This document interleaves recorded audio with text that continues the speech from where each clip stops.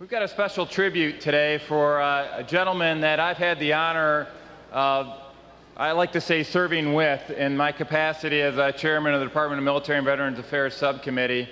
And I know a lot of my colleagues share this sentiment. The gentleman we're talking about is Doug Williams, and hopefully his wife Elaine's able to tie in remotely and see the proceedings. Because anybody who's tied to this guy here is definitely responsible for the twinkle in his eye is got to be a great lady. So this gentleman's been serving his country in various capacities for quite a few years, and I've had the honor of getting to know him over the past couple years, and he's always been there with sage advice, with kindness, and with a commitment to duty and service that is truly honorable. And I hope that our youth that may be watching these proceedings today take some notes, because this is the life of this gentleman here has lived a life that's worth modeling. So without further ado, we have a tribute for Doug, and we're going to be taking turns here with all the folks who have touched, who Doug's touched our lives through various committee proceedings and through our duties here in the legislature, but I rest assured that his presence goes well beyond what happens inside this Capitol building. So without further ado, I'd like to say that let it be known that it has been a distinct pleasure to have been blessed by the professional and kind service that Doug Williams has provided for the citizens of Michigan. Doug Williams served in the United States Marine Corps from 1960 to 1964 with the 1st Marine and 3rd Marine Divisions, in the 7th Marine Regiment in the Far East on Okinawa, and in California at Camp Pendleton. He was honorably discharged on March 8, 1964.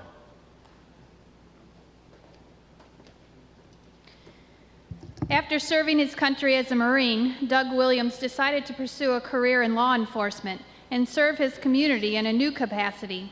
Because of his skills and abilities, he rose through the ranks during his 25 years of service.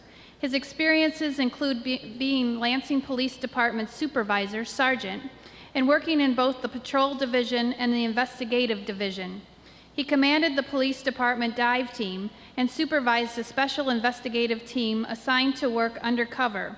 Finally, he also was administrator of the Lansing Police Department Jail.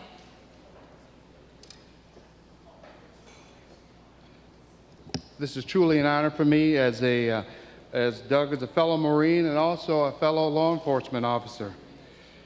More recently, Doug Williams has been the Legislative Affairs Chairman for the Department of Michigan American Legion, Legislative Director for the Department of Michigan Marine Corps Leagues, and Legislative Chairman for the Commanders Group, State of Michigan. In this capacity, Doug has worked hard for approximately 274,000 Michigan veterans with the state and federal government as a lobbyist for veterans issues. Finally, he has attempted to increase awareness regarding the invisible wounds of TBI and PTSD. His hard work and dedication has changed the lives of countless veterans.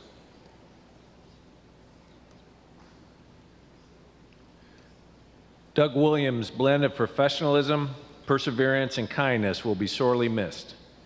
Many of the projects he's worked on will certainly continue to bear fruit for all of the residents of the state of Michigan. We sincerely hope the days ahead will be blessed and allow him to touch the lives of many others in his daily pursuits.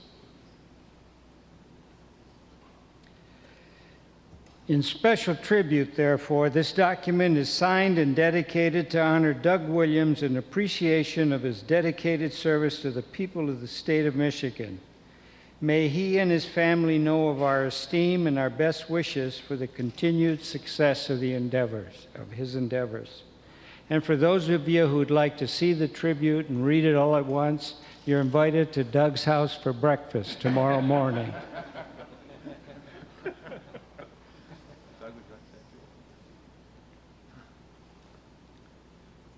I want to thank the Michigan Senate for this award. I certainly had no idea that something like this was ever going to occur, and the work that I do was not for awards anyway. But please keep in mind that the most important thing for the state of Michigan and the people who serve the state is the post-traumatic stress disorder situation is not going to go away.